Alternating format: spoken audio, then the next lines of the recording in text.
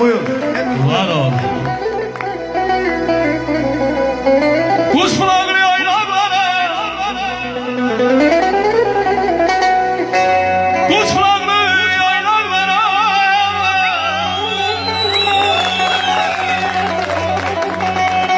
Obalar oymalar.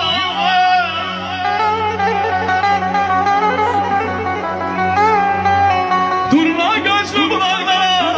Selam bizden, selam olsun, selam olsun.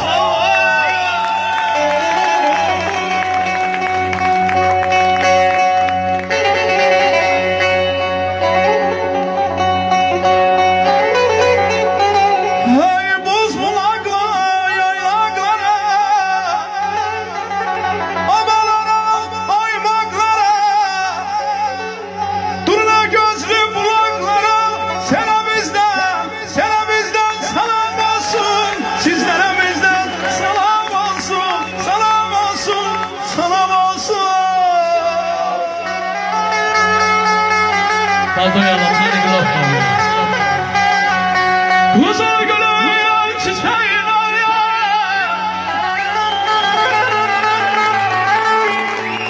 Nilüfer yüreğine. Bu meclisin selam beyne. Oy bizlerden selam olsun, selam olsun.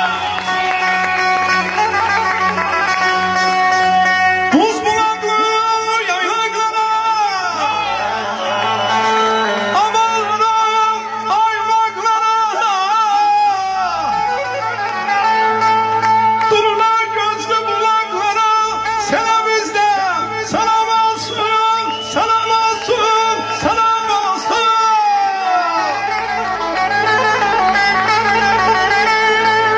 Bu güzel yar meclisi şarkı söyledi. Ya çok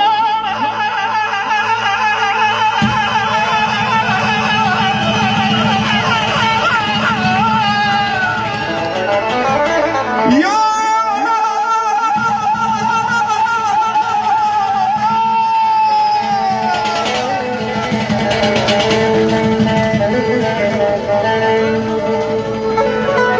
bu ne toydur bezeli her taraf her yan bu gece. eyleşim tahtil versler de güzel de yollan bu gece. Tanrım bu toy sahibini hayır dua.